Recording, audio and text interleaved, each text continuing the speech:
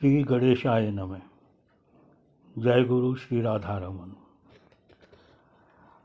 माखन चोर सन्यासी निमाई की बात चल रही थी। न्यायशास्त्र की पढ़ाई पूरी करने के बाद निमाई ने 16 वर्ष की उम्र में मुकुंद संजय के चंडी मंडप में अपना टोल खोला। वे नवद्वीप में सबसे कम उम्र के अध्यापक थे, पर वहाँ इतने अध्यापकों और टोलों के रहते उनकी प्रतिभा और पांडित्य के फलस्वरूप उनके टोल की दिन पर दिन श्रीवृद्धि होती गई। लोग उन्हें निमाई पंडित के रूप में जानने लगे। पंडित बनने के बाद भी टोल से बाहर उनकी चंचलता में कोई कमी नहीं आई। द्रुत गति से चलना, अध्यापन के बाद छात्रों को लेकर गंगा में कूद फांद, वैष्णवों के साथ व्यंग्य विद्रूप, पूर्वी बंगाल के नवद्वीप वासियों की बोली का अनुकरण, यह सब निमाई की सहज गतिविधियाँ थीं।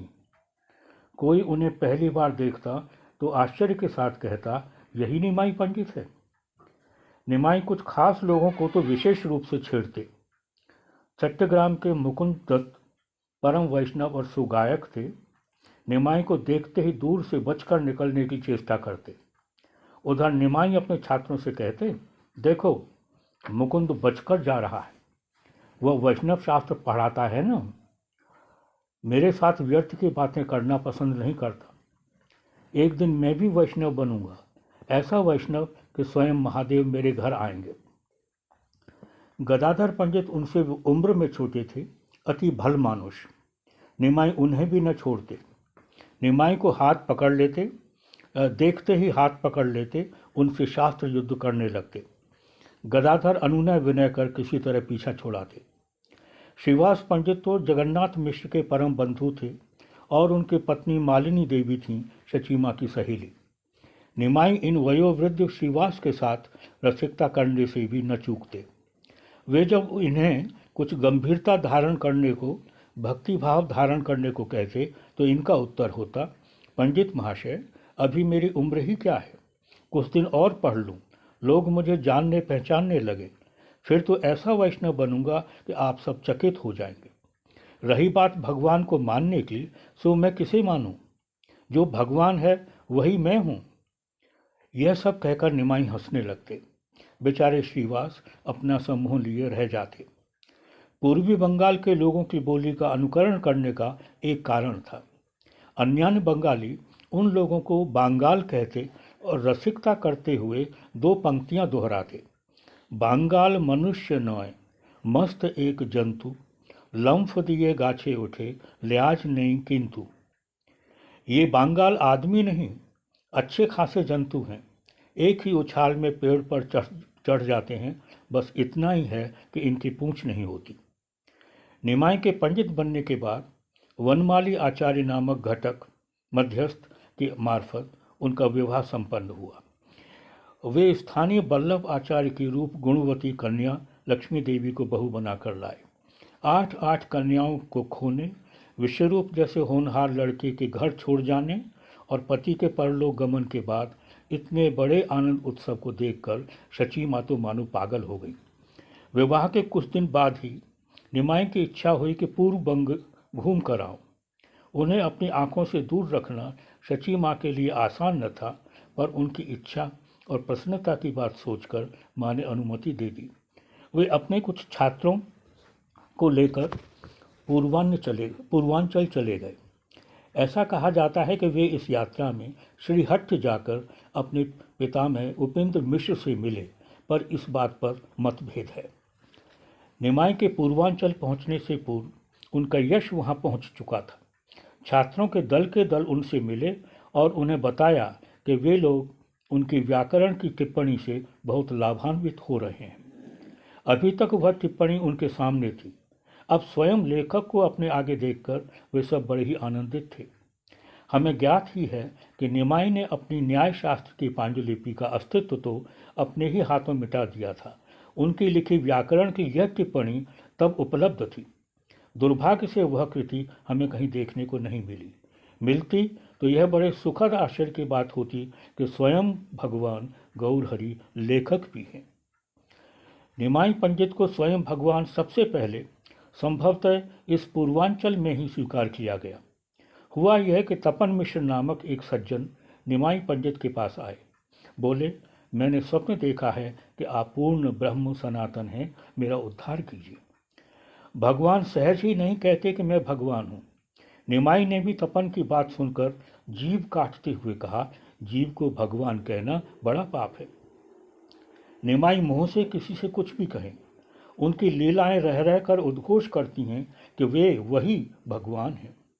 उन्होंने जीभ तो काटी, पर तपन को एक ऐसा आदेश दिया जिसका पालन उन्होंने कठपुतली की तरह किया। निमाई ने कहा, सपरिवार काशी जाओ, वहाँ स्थायी रूप से रहो, यथा समय फिर भेंट होगी।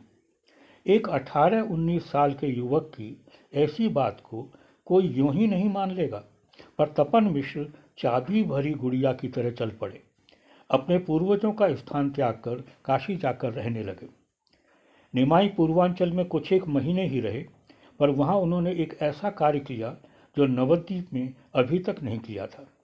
यह कार्य था उस अंचल के लोगों को प्रेम भक्ति की उत्ताल तरंगों में डुबाना। श्री चैतन्य मंगल ग्रंथ में ठाकुर लोचनानंद ने लिखा है कि निमाई ने वहाँ हरिनाम की सुसज्जित नौका द्वारा सज्जन, असज्जन, अधम और बड़े बड़े पंडितों को भव नदी पार कराई। नाम संकीर्तन प्रभु नौका साजाइया, पार कोइलो सर्वलोक आपोनी जाचिया। लगता है पूर्वांचल जाने के पीछे निमाई का उद्देश्य भी संभवतः वैष्णव धर्म का प्रचार करना ही था। वे गुप्त रूप से अपना कार्य संपन्न कर यथासमय नवद्वीप लौट आए। उनके साथ पूर्व बंग के कुछ छात्र भी आए जो नवद्वीप में उनसे पढ़ने के लिए बड़े लालायित थे। घर पहुंचकर निमाई ने लक्ष्य किया कि माँ बड़ी शांत और उदास हैं। उनके चेहरे पर वह आनंद उल्लास नहीं जिसकी वे आशा करते थे। धीरे धीरे सत्य सामने आया।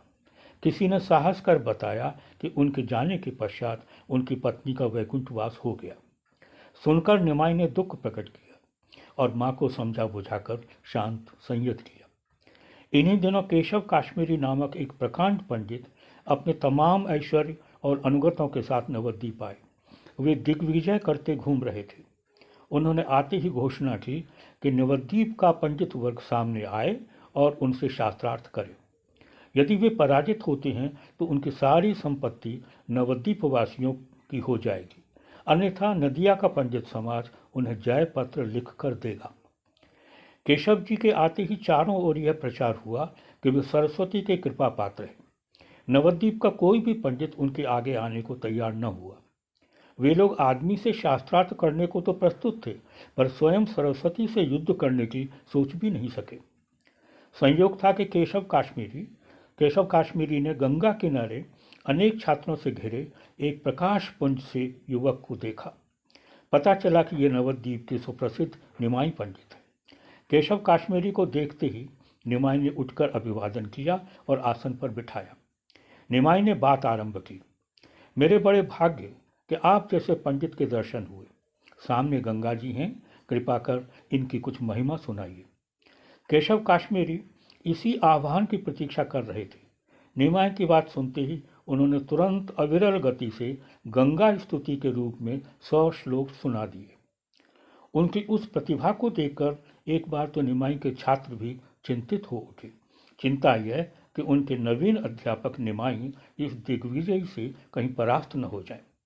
स्तुति पूरी होते ही निमाई ने केशव जी की भूरी भूरी प्रशंसा की और कहा, आपके श्लोकों के अर्थ विचार के बिना उसका पूरा आस्वादन संभव नहीं।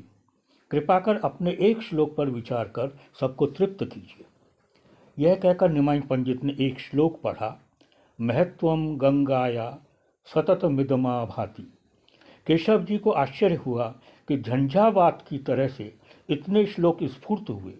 इस नवीन अध्यापक ने उनमें से एक को कैसे पकड़ लिया। जो भी हो, केशव जी ने उस श्लोक के गुणों पर प्रकाश डाला तो निमाई ने कहा, अब इसके दोषों पर विचार कीजिए। दोषों पर विचार? सुनते ही दिग्विजय क्रोध करते हुए बोले, तुम व्याकरण पढ़ते पढ़ाते हो, अलंकार शास्त्र पढ़े बिना गुण दोष कैसे समझोगे। इस पर निमाई ने उक्त श्लोक के दोष गिनाकर दिग्विजय को निरुत्तर कर दिया। इतने इतने लोगों की उपस्थिति में अपनी पराजय पर निस्तेज होकर वे अपने विश्राम स्थल पर चले गए। दिग्विजय को रात भर नींद नहीं आई। अंतिम प्रहर में जरा सी आंख लगी थी कि स्वप्न में आराध्य देवी सरस्वती के दर्शन हुए। देवी ने कहा, तुम जिनसे शास्त्रार्थ करने चले थे वे मेरे स्वामी हैं। मैं तो उनके आगे आने में भी लजाती हूँ। तुम जाकर उन्हें आत्मसमर्पण करो। दिग्विजय सुबह होते ही भाग छूटे। निमाई के घर पहुंचकर उनके पैरों में गिर पड़े। सब सुनकर निमाई ने उन्हें सांत्वना दी, उन पर कृपा की। इस शरणागति के बाद केशव का ज्ञान गर्व, जयाकांक्षा क्या और ठहर सकती थी। उन्होंने अपनी तमाम संपत्ति बांटकर विरक्त वेश धारण कर लिया। जिस दिग्विजय का नाम सुनकर नवद्वीप का पूरा पंडित समाज घरों में छिप गया था, उसे निमाई ने अनायास ही पराजित कर दिया। यह जगत का एक असामान्य आश्चर्य था। अब तो निमाई का यश दिग्विजय विजयी के रूप में चारों ओर फैल गया। आश्चर्य की बात यह भी थी कि वे अब भी उतने ही चंचल थे।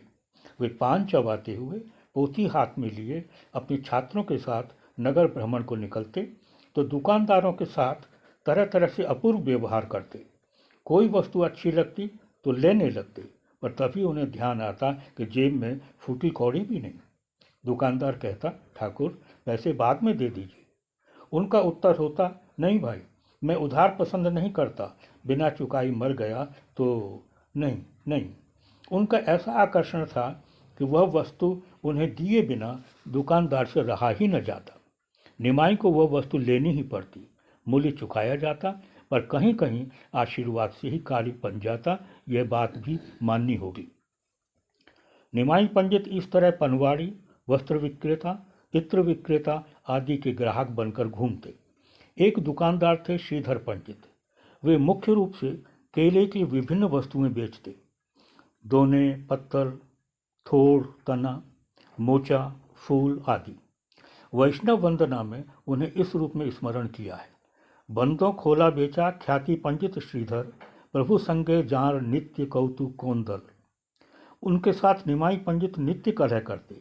वस्तुतः उनके साथ प्रेम कलह और छीना झपटी किए बिना निमाई को चैन न पड़ता।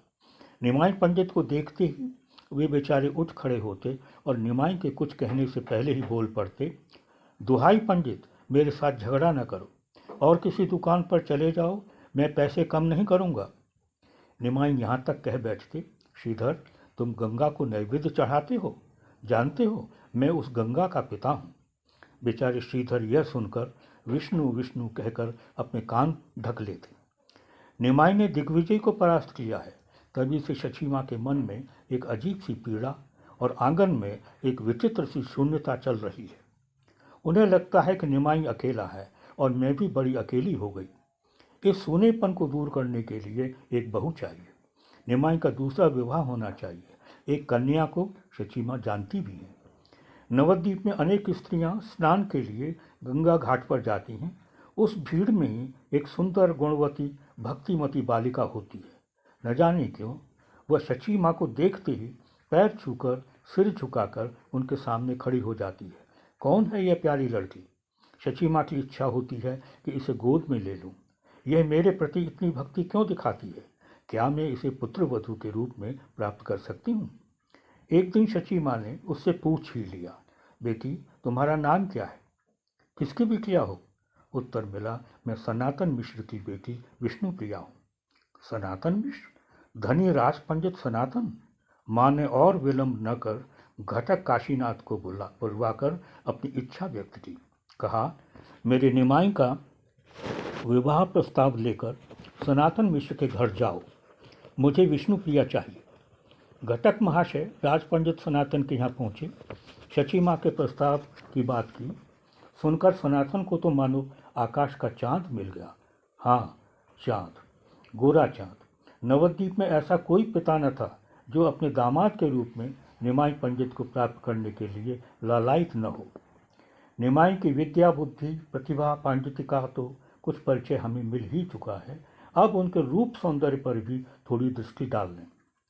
अधिकारी अनुभवी जनों ने राय कानून मिलित निमाई पंडित के भुवन मोहन स्वरूप को तरह तरह से अंकित किया है। एक हमारे मुरारी गुप्त हैं, निमाई के पड़ोसी, जो लिखते हैं, दंडे दंडे तिले तिले गोरा रूप ना हेरी ले, मरम ए मरिया जैनो थाकी। एक पल को भी गौर रूप को न देखूं तो मैं मृत प्राय हो जाता।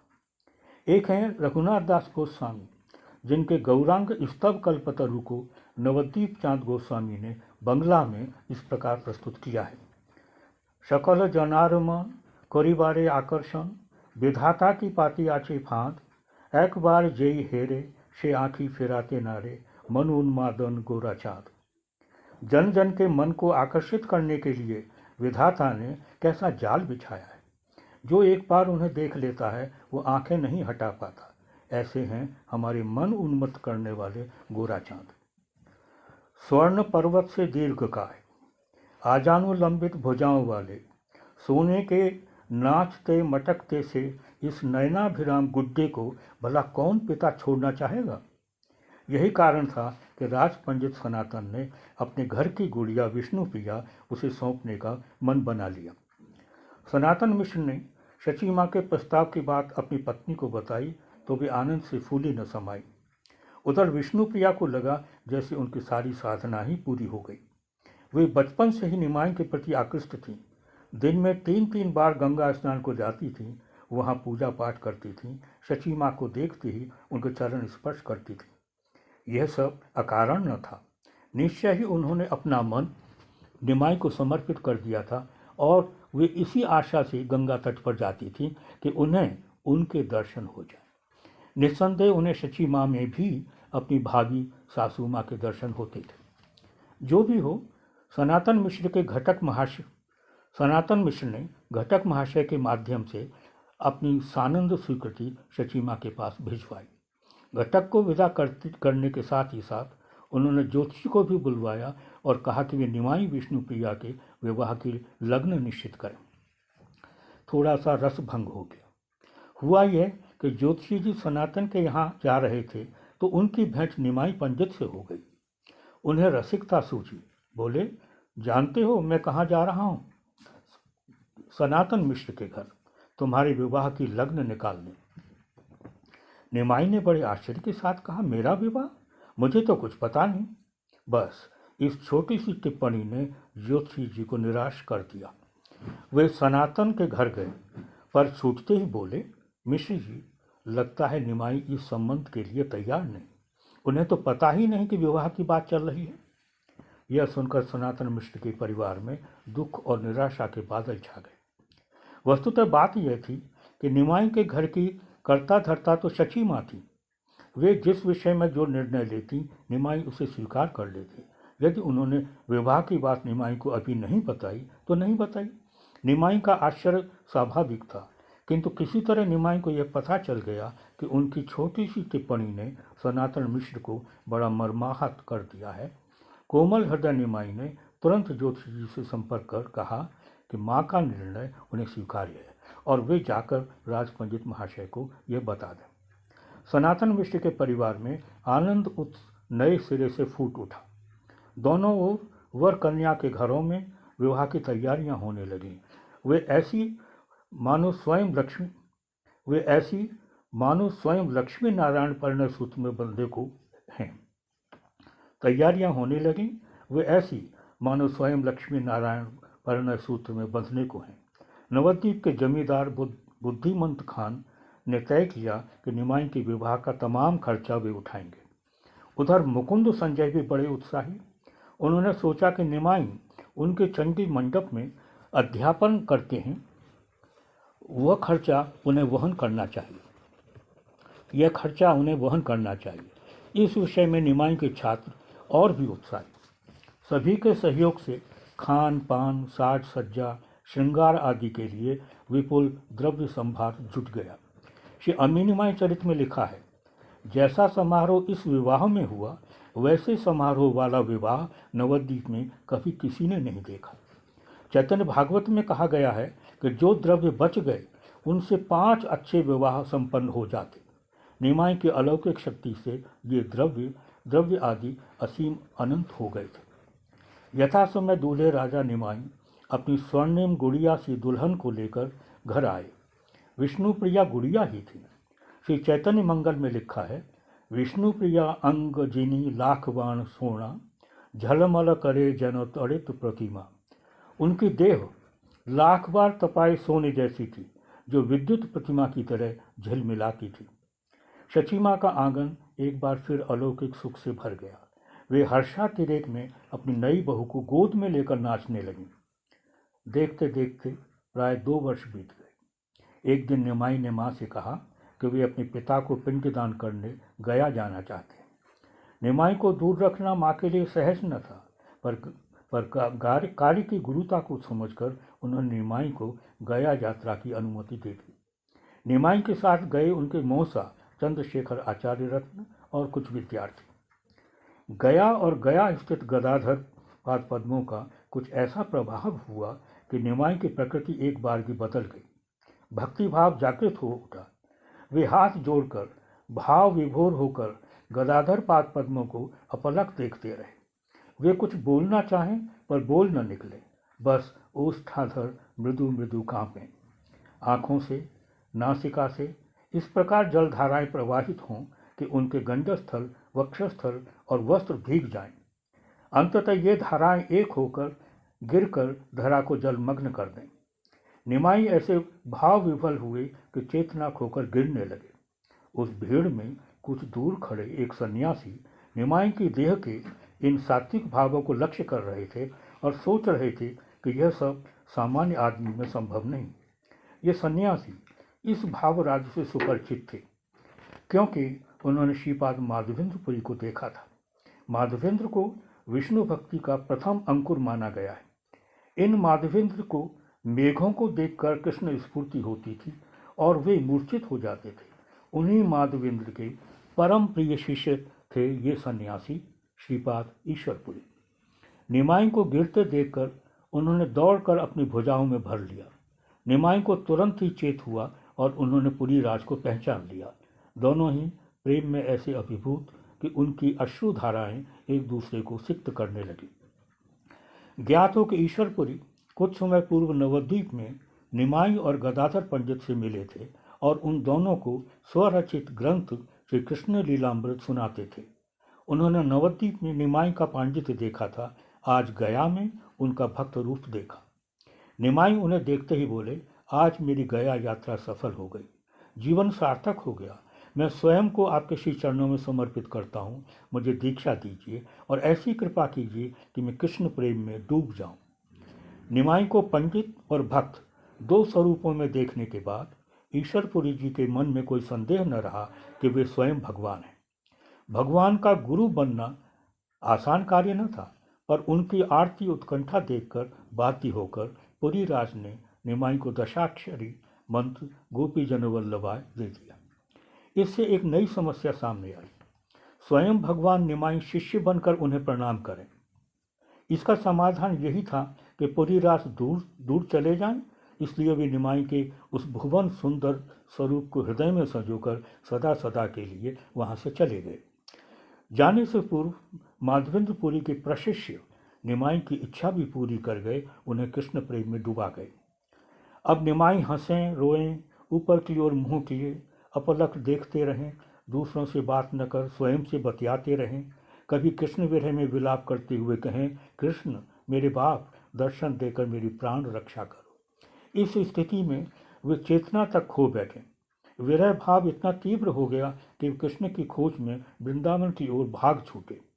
मौसा चंद्रशेखर और अन्य साथी उन्हें किसी तरह शांत कर नवद्वीप वापस ले आए। निमाई प्राय 3 महीने बाद नवद्वीप आए।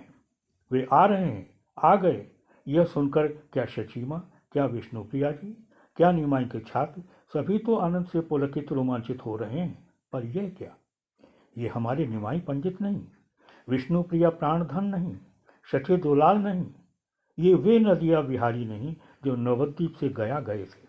आज तो हर कोई निमाई के इस काया पलट का साक्षी बन रहा है जो ईश्वरपुरी कर गए और जिसके साक्षी बनकर आए हैं चंद्रशेखर, आचार्य रत्न आदि। निमाई अपने घर पहुंचे तीसरे पैर। माँ को प्रणाम कर परिक्रमा कर बैठे ही थे कि श्रीमान पंडित, सदाशिव कविराज, मुरारी गुप्त और अनेक छात्रों ने घेर लिया। आज उनका वह औद्धत्य, चांचल्य, व्यंग्य विद्रूप देखने को नहीं मिला जिससे ये सब परिचित थे। आज निमाई का गदगद कंठ, वाक्रोध, अजस्र अश्रुवर्षण, मूर्छा आदि देखकर ये सब आश्चर्यचकित हैं। सर्वाधिक चकित मर्माहत हैं शची और विष्णुप्रिया। माँ पूछ पूछ कर थक गई हैं, बेटा रो क्यों रहे हो, तुम्हें क्या दुख है। वे अपनी बात कहने को होते हैं पर सफल नहीं हो पाते। किसी तरह अपने को कुछ संयत नियंत्रित कर अपनी प्रियजनों से बोले, तुम लोग कल सुबह शुक्लांबर ब्रह्मचारी के यहाँ आना, वहाँ सब बताऊंगा। सुबह तक यह बात चारों ओर फैल गई कि निमाई पंडित का काया पलट हो गया है। वे अश्रुकंप, मूर्छा आदि सात्विक भावों से भर गए हैं। मोटी बात यह कि वे कृष्ण भक्त वैष्णव बन गए। इस बात का भी प्रचार हुआ कि वे आज शुक्लांबर ब्रह्मचारी के यहाँ आकर सबको अपनी गया यात्रा का वृत्तांत बताएंगे। देखने में आया कि निमाई के आने से पूर्व शुक्लांबर के आवास पर बहुत लोग एकत्रित थे। श्रीमान पंडित, सदाशिव कविराज, मुरारी गुप्त के साथ गदाधर पंडित आदि भी निमाई की प्रतीक्षा कर रहे हैं। आखिर प्रतीक्षा की घड़ियां बीती, निमाई का शुभागमन हुआ। उनकी प्राय वही स्थिति है जो कल शाम को थी। डगमगाते पदक्षेप, आंखों से प्रवाहित अविरल जलधाराएं, हा कृष्ण कहते ही मूर्छा और पतन। निमाई की चेतना लौटी तो उनकी दृष्टि पड़ी गदाधर पर। गदाधर बाल्यकाल से ही बड़े कृष्ण भक्त हैं, यह बात निमाई अच्छी तरह जानते हैं। आज जब निमाई स्वयं भक्ति तरंग में डूब गए हैं, उन्होंने गदाधर से बड़े ही स्नेह सिक्त स्वर में कहा, गदाधर, जीवन तुम्हारा ही सार्थक है। तुम कृष्ण भजन करते रहे और मैंने अपना जीवन व्यर्थ ही गंवाया। फिर मुरारी से बोले, मुरारी, कृष्ण भजन करो, मेरे कृष्ण बड़े ही अच्छे हैं। बार बार कृष्ण की स्मृति और चर्चा, उसके फलस्वरूप बार बार मूर्छा और पतन। इसी तरह पूरा दिन बीत गया। अंततः अपने छात्रों को देखकर निमाई को अपने अध्यापन और गुरु गंगादास की याद आई। वे छात्रों को लेकर गुरु गृह पहुँचे। इतने दिनों बाद अपने निमाई को देखकर वे बड़े प्रसन्न हुए। बोले, इतना समय व्यर्थ ही चला गया, ढिलाई से अभ्यास छूट जाता है, अब शीघ्र अध्यापन आरंभ करो। पंडित गंगादास से मिलकर निमाई एक बार अपने टोल पर गए। पुरुषोत्तम संजय का वही चंडी मंडप। पुरुषोत्तम के पुत्र मुकुंद संजय तो उनके छात्र ही थे। उन्हें गोद में भरकर निमाई रोने लगे। अगले दिन निमाई पंडित ने बड़े कर्तव्य बोध के साथ मंगलाचरण पढ़ा और पाठ आरंभ किया, पर यह क्या, उनके आगे वही दृश्य आ खड़ा हुआ जो उन्होंने गया से लौटते समय देखा था। एक परम सुंदर श्यामल शिशु वंशी बजा रहा है और वे उसे देखकर, उस वंशी वादन को सुनकर लुब्ध मुग्ध होकर मूर्छित हो जाते हैं। निमाई अपना अध्यापन आरंभ करते हैं, पर कहीं न कहीं किसी न किसी तरह उनके व्याकरण में वह मुरलीधर कृष्ण आ जाते हैं और उनका पाठ बीच में ही रह जाता है। 2-3 महीनों बाद पंडित गंगादास के निर्देश से जैसे तैसे छात्रों की पोथियां खुली थी, पर अध्ययन का कार्य अग्रसर न हुआ। कुछ छात्र तो बड़ी चिंता में पड़ गए। वे अपने अपने घरों से इतनी दूर आए हैं निमाई से पढ़ने। इधर निमाई व्याकरण पढ़ाते पढ़ाते कृष्ण कथा आरंभ कर देते हैं। विद्यार्थी व्याकरण पढ़कर विद्वान बनना चाहते हैं, पर निमाई मानो हरिनामामृत व्याकरण को ही जीवन का सार सर्वस्व बना रहे हैं। निरुपाय होकर विद्यार्थियों ने पंडित गंगादास के पास जाकर निमाई की इस अवस्था के विषय में बताया और उनसे आवेदन किया कि वे निमाई को अपने कर्तव्य के प्रति थोड़ा सावधान होने को कह दें। विषय की गंभीरता को देखकर गुरु गंगादास ने निमाई को बुलवाया और उन्हें विद्यार्थियों की चिंता से अवगत कराया। निमाई वस्तु स्थिति से परिचित ही थे। उन्होंने अगले दिन पूरे मनोयोग और गंभीरता के साथ अध्यापन आरंभ किया। देखने में आया कि स्थिति निश्चय ही उनके वश में न थी। उनके अध्यापन में वह नटखट कृष्ण चुपके से आ ही जाता और तब निमाई उस नवीन प्रेम तरंग में ऐसे बह जाते, डूब जाते कि उन्हें उस प्रवाह से बाहर निकालने की किसी में सामर्थ्य न रहती। ऐसे कब तक चलता? एक दिन निमाई ने विवश होकर रोते रोते छात्रों से स्पष्ट कह दिया, मेरे प्रिय छात्रों, मुझे क्षमा कर दो, अब अध्यापन मुझसे नहीं होगा। तुम लोग जहाँ चाहो, जिससे चाहो पढ़ो और मुझे इस कार्य से मुक्त कर दो। छात्र भी विवश थे। उन्होंने एक स्वर में अपने मन की बात बताई। हम आपको छोड़कर किसी से नहीं पढ़ेंगे, फिर जो हो।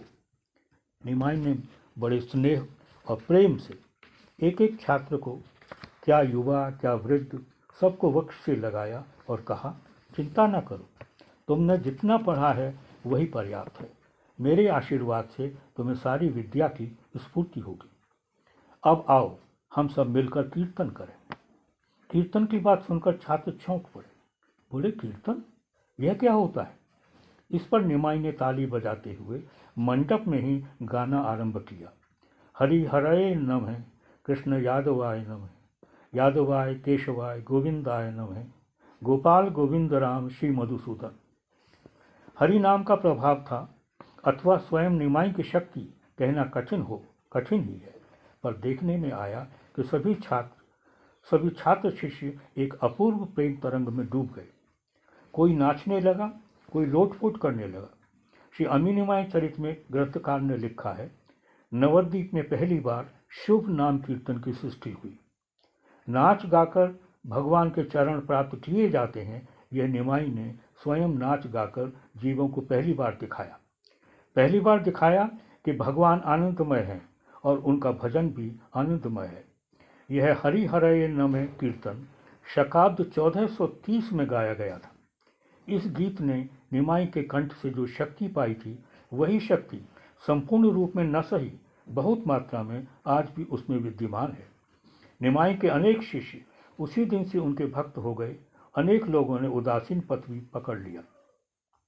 गया से लौटे निमाई के इस काया पलट से सर्वाधिक दुखी और चिंतित हुई शची माँ और विष्णुप्रिया जी। फिर जब लोग आकर शची माँ से यह कहने लगे कि तुम्हारे बेटे को वायु रोग है, वह पागल हो गया है, तब तो शची माँ स्वयं ही पागल सी हो गई। उन्होंने अपने पति के परम बंधु शिवास पंडित को बुलवाया। शिवास सुन चुके थे कि निमाई गया से वैष्णव बनकर लौटे हैं। आज उन्हें यह अवसर भी मिला कि निमाई को स्वयं जाकर देखें।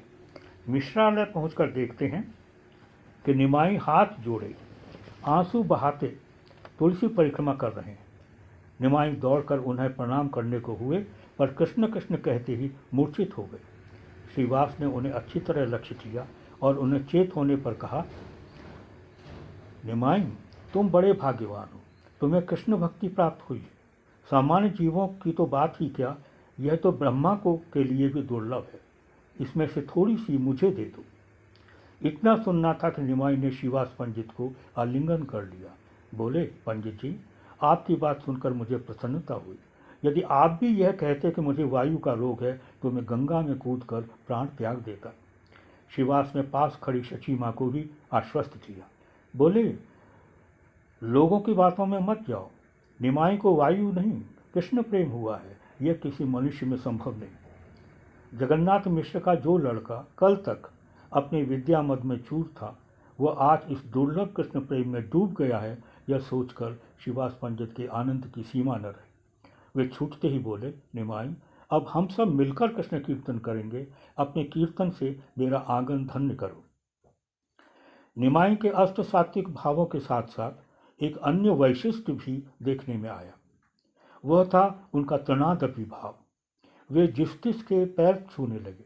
लोग गंगा स्नान को जाते तो निमाई किसी के वस्त्र वहन कर चलते, किसी की पुष्प कंटियाँ लेकर उसके साथ चल पड़ते, किसी के स्नान कर लेने पर उसके गीले वस्त्र निचोड़ देते। लोग उन्हें यह सब करने से रोकते तो वे कहते, भक्त की सेवा से कृष्ण की कृपा प्राप्त होती है, आप मुझे अपनी सेवा से वंचित क्यों करना चाहते हैं? लोग उनके दैन्य भाव से इतने द्रवित हो जाते कि कृष्ण कृपा का आशीर्वाद देते ही बनते। निमाई वैष्णव बन गए। यह संवाद जैसे ही श्रीवास ने सुना था, वैसे ही अद्वैत आचार्य ने भी सुना। वे नवद्वीप के वैष्णव समाज के वयोवृद्ध नेता अभिभावक थे। अन्य वैष्णवों की तरह वे भी इस बात को लेकर बड़े दुखी और मर्माहत थे कि लोग स्थानीय लौकिक देवी देवताओं की पूजा उपासना करते हैं, पर कृष्ण भक्ति से पूर्णतः वंचित हैं। वे जीवों की दुर्गति देख देख कर रोते और इस संकल्प के साथ गंगाजल तुलसी से अपने आराध्य की पूजा करते कि मैं भगवान को धरती पर लाकर रहूँगा, अन्यथा मेरा नाम अद्वैत न रहेगा। अब यह सुनकर के निमाई वैष्णव बन गए हैं। अद्वैत की आंखों के आगे एक दृश्य तैरने लगा। उन्हें याद आया कि निमाई का बड़ा भाई विश्वरूप उनकी सभा में आता था, भक्ति रस में आकंठ डूब जाता था, भोजन तक की बात भूल जाता था। कभी कभी शची माँ निमाई को भेजकर उसे बुलवाती थी। नंग धड़ंग निमाई आता और अपने भाई का पल्ला पकड़कर ले जाता। वह अद्वैत जैसे वयोवृद्ध ज्ञानी भक्त का मन इस तरह आकृष्ट करता कि वे उसे देखते रह जाते, सोचने लगते, यह क्या वस्तु है। शेष तीसरी बैठक, अगली बैठक।